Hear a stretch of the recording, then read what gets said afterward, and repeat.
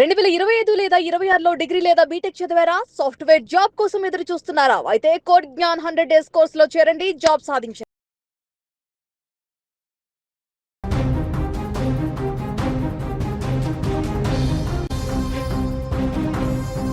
రంగారెడ్డి జిల్లా షాబాద్లో జరిగినటువంటి 6 హత్యల కేసులో నిందితుడిగా ఉన్న రాజ్ కుమార్ ఆత్మహత్య చేసుకొని చనిపోయాడు. సో ఆత్మహత్య చేసుకొని చనిపోయినటువంటి సంఘటన స్థలంలో అతని మృతదేహం వద్ద పోలీసులు అతని దగ్గర నుంచి ఒక సెల్ ఫోన్ను స్వాధీనం చేసుకున్నారు. ఆ సెల్ ఫోన్ను పోలీసులు ఓపెన్ చేసి చూస్తే అందులో ఉన్న గ్యాలరీలో ఉన్న ఒక వీడియో ఇప్పుడు ఈ 6 హత్యల కేసులోనే ఒక పెద్ద ట్విస్ట్ని అక్కడ చూపిస్తుంది. ఇప్పుడు కేసు మొత్తం మలుపు తిరుగుతోంది. అందులో అతను హత్యకు ఎవరైతే ఈ 6 హత్యలకు పాల్పడే ముందు ముఖ్యంగా తాను ప్రేమ పేరుతో వేధిస్తున్నానంటూ చెప్పి తన మీద కేసు పెట్టినటువంటి 17 సంవత్సరాల బాలిక, ఆమె తల్లి, ఆమె అమ్మమ్మ వీరి ముగ్గురిని చంపడం, ఆ తర్వాత తన భార్య తనకు పుట్టినటువంటి 2 పిల్లలు 3 సంవత్సరాల బాబు 2 సంవత్సరాల బాబు ఈ ముగ్గురిని అత్యంత దారుణంగా చంపడం. ఇలా 6 హత్యలు చేయడానికి ముందు కొన్ని గంటల ముందు రాజ్ కుమార్ ఎవరైతే ఈ 6 హత్యలను చేశాడో ఈ హత్యలు చేసినటువంటి నిందితుడు క్రిమినల్ అత్యంత దారుణంగా చంపిన ఈ నరరూప రాక్షసుడి ఫోన్లో ఒక సెల్ఫీ వీడియోను పోలీసులు గుర్తించారు. ఆ సెల్ఫీ వీడియోలో నేను ఆత్మహత్య చేసుకొని చనిపోవాలనుకుంటున్నాను అంటూ 2 నిమిషాల పైగా ఒక సెల్ఫీ వీడియోను రికార్డ్ చేసుకున్నాడు. అందులో నన్ను ఒక అమ్మాయి మోసం చేసింది, ఆ అమ్మాయి పేరును ప్రస్తావిస్తూ ఎవరైతే ఇప్పుడు అతను చంపాడో ఆ చంపినటువంటి అమ్మాయి గురించి, ఆ అమ్మాయి ఫ్యామిలీ గురించి ఆ వీడియోలో చెప్పుకొచ్చాడు. సో 10వ తారీఖు సాయంత్రం 4 గంటల సమయంలో ఆ వీడియోను రికార్డ్ చేసినట్టుగా పోలీసులు గుర్తించారు.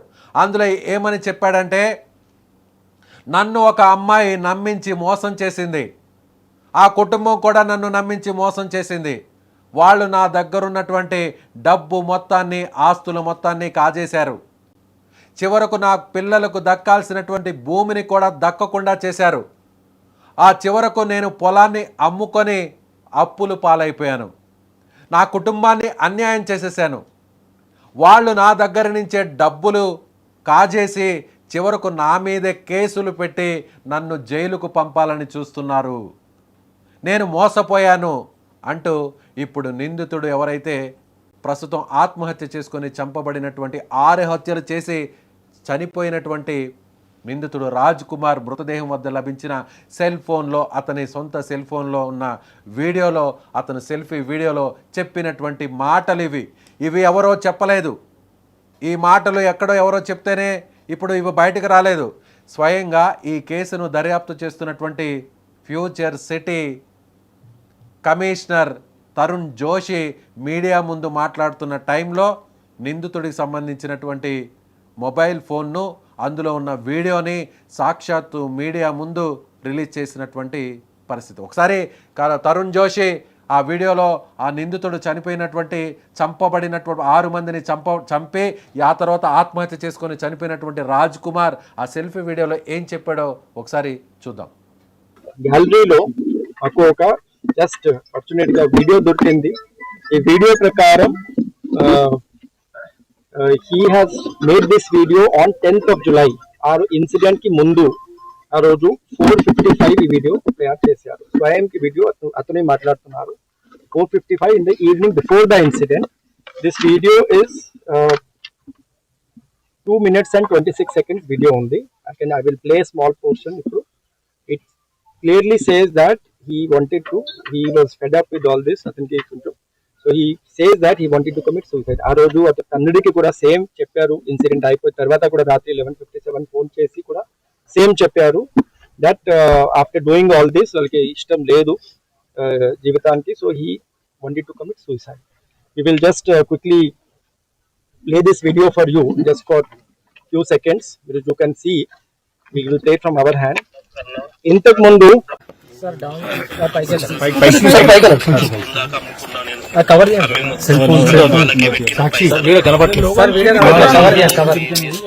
మొత్తం మీ ఆడియో వస్తాడు.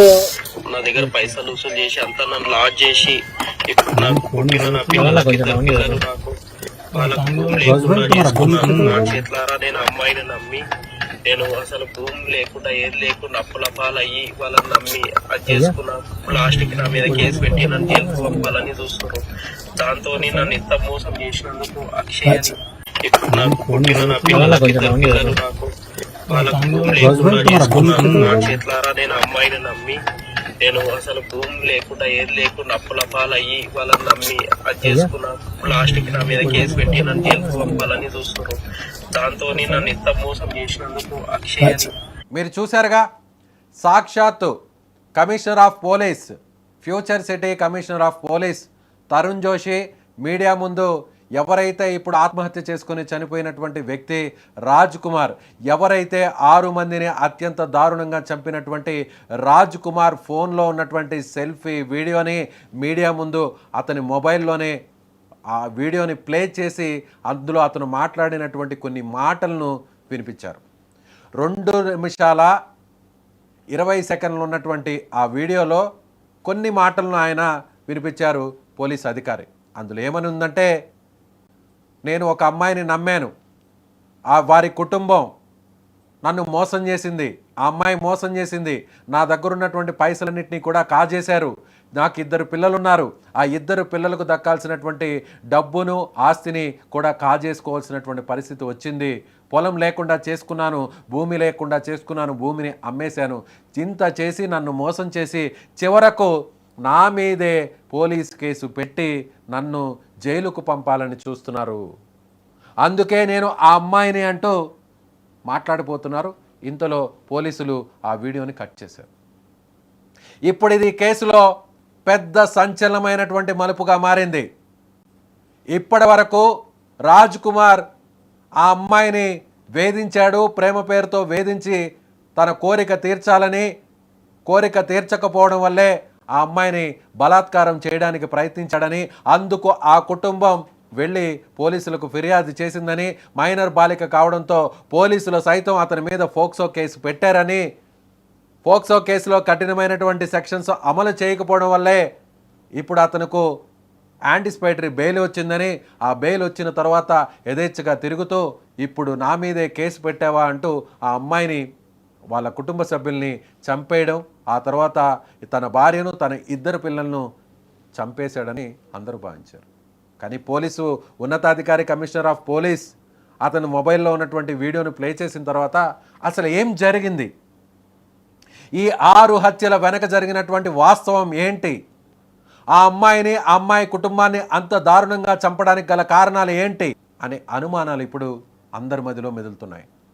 ఇంత దారుణంగా ఆ అమ్మాయిని, ఆ అమ్మాయి కుటుంబాన్ని, ఆ తర్వాత తన భార్యను, తన 2 పిల్లలను, 3 సంవత్సరాలు 2 సంవత్సరాల వయసున్న పిల్లలను చంపడానికి గల అసలు కారణం ఏంటి? ఆ వీడియోలో చాలా స్పష్టంగా చెప్తున్నాడు. ఎవరైతే అత్యంత క్రూరంగా చంపినటువంటి రాజ్ కుమార్ ఉన్నాడో, రాజ్ కుమార్ హత్యలు చేయడానికి ముందు, కొన్ని గంటల ముందు, సాయంత్రం 4:55 సమయంలో ఆ వీడియోని, తాను సెల్ఫీ వీడియోని రికార్డ్ చేసుకున్నాడు. హత్యలు కొన్ని గంటల తర్వాత 11 గంటల సమయంలో హత్యలు జరిగాయి. తాను ఆత్మహత్య చేసుకొని చనిపోవడానికి సిద్ధపడ్డానంటూ ఆ వీడియోలో చెప్పినటువంటి రాజ్ కుమార్ ఆ తరువాత ఎందుకు ఇంత దారుణంగా ఇంతమందిని హత్య చేయడానికి సిద్ధపడ్డాడు? ఈ మధ్యలో ఏం జరిగింది? ఆ అమ్మాయి తనను మోసం చేసిందని, అమ్మాయి కుటుంబం కూడా నన్ను నమ్మించి మోసం చేసి నా దగ్గరున్న ఆస్తులు మొత్తాన్ని కాజేశారని రాజ్ కుమార్ చెప్పినటువంటి మాటలు నిజమేనా? లేదంటే సెల్ఫీ వీడియో ద్వారా ఒక కట్టు కథను అల్లే ప్రయత్నం చేశాడా? కేసు తప్పుదోవ పట్టడానికి, హత్య చేయడానికి సిద్ధపడ్డటువంటి నిందితుడు పక్కా ప్లాన్ ప్రకారం కేసును తప్పుదోవ పట్టించడానికి, అమ్మాయి పరువు తీయడానికి, వారి కుటుంబం పరువు తీయడానికి, నేను ఇంత దారుణానికి ఒడికట్టడానికి కారణాన్ని ఇందుకు అని అందరినీ నమ్మించే ప్రయత్నం చేయడానికే సెల్ఫీ వీడియో తీసుకున్నాడా? లేదంటే నిజంగానే ఆ అమ్మాయి ఇతన్ని నమ్మించి మోసం చేసిందా? వాళ్ళ కుటుంబం కూడా నమ్మించి మోసం చేసిందా? అనే కోణంలో ఇప్పుడు పోలీసులు దర్యాప్తు చేస్తున్నారు. అసలు ఏం జరిగింది, ఇంతమందిని దారుణంగా హత్య చేయడానికి గల కారణాలు ఏంటి? అందులో పోలీసులు కూడా మరొక విషయాన్ని కూడా ఇక్కడ స్పష్టం చేశారు. ఏమంటున్నారంటే, Tarun Joshi commissioner of police ఏమన్నారంటే, ఆ అమ్మాయి తల్లిని అమ్మమ్మని చంపిన తర్వాత 2 కిలోమీటర్ల దూరం వరకు తన కారులో ఆ అమ్మాయిని ఎక్కించుకొని, ఎవరైతే కేసు పెట్టినటువంటి అమ్మాయి ఉందో ఆ అమ్మాయిని 17 ఏళ్ల వయసు ఉన్నటువంటి మైనర్ బాలికని కారులో ఎక్కించుకొని కొంత దూరం తీసుకువెళ్ళాడు. కారులో ఎక్కించుకొని తీసుకువెళ్ళి ఆ తరువాత హత్య చేశాడు అనేటువంటి విషయాన్ని పోలీసులు చెప్తున్నారు. అంటే ఇప్పుడు అతను సెల్ఫీ వీడియో చెప్పినటువంటి మాటలు, ఆ అమ్మాయి కారు ఎక్కి అతనితో అంత దూరం హత్యలు జరిగిన తర్వాత ఆ అమ్మాయే వెళ్ళిందా, లేదంటే ఇతను బలవంతంగా అమ్మాయిని ఈడ్చుకెళ్ళాడా అనేటువంటి ఆధారాలను కూడా పోలీసులు ఇప్పుడు బయట పెట్టాల్సినటువంటి అవసరం ఉంది. ఈ హత్యల వెనుకున్నటువంటి కారణం ప్రేమోన్మాదమా, లేదంటే నమ్మించి మోసం చేసినటువంటి ఉదంతమా? ఇంత జరిగిన తర్వాత ఆత్మహత్య చేసుకోవడానికి సిద్ధపడినటువంటి ఆ వ్యక్తి వీళ్ళను చంపడానికి కారణాలు ఎందుకు దారితీశాయి? ఇప్పుడు ఈ కేసులో సంచలనమైనటువంటి సెల్ఫీ వీడియో ఇప్పుడు కేసు మొత్తాన్ని మలుపు తిప్పేస్తుంది. చూద్దాం, పోలీసులు పూర్తి వాస్తవాలను సాంకేతికమైనటువంటి ఆధారాలతో సహా బయట పెడతామని చెప్పి పోలీసులు చెప్తున్నారు. ఇప్పుడు పోలీసులకు ఇది మళ్ళీ సవాలుగా మారింది. పోలీసులు చెప్పేటువంటి ఆధారాలు, చూపించేటువంటి సాక్ష్యాలను బట్టి మరిన్ని వాస్తవాలు కూడా వెలుగులోకి వచ్చేటువంటి అవకాశం ఉంది. సో ఈ బిగ్ ట్విస్ట్ నిజమేనా? నిజంగానే అతను చెప్పినటువంటి మాటలన్నీ మీరు నమ్ముతున్నారా? ఆ సెల్ఫీ వీడియోలో నిందితుడు హతుడు రాజ్ కుమార్ చెప్పినటువంటి మాటలు మీరు నమ్ముతున్నారా? లేదంటే ఇదంతా ఒక కట్టుకథ, హత్యలకు ముందు ఈ కట్టుకథను తను క్రియేట్ చేసి ఇలా నమ్మించడానికి ఈ వీడియోను తీసుకున్నాడు అని మీరు భావిస్తున్నారా? మీ అభిప్రాయాన్ని కామెంట్ చేయండి.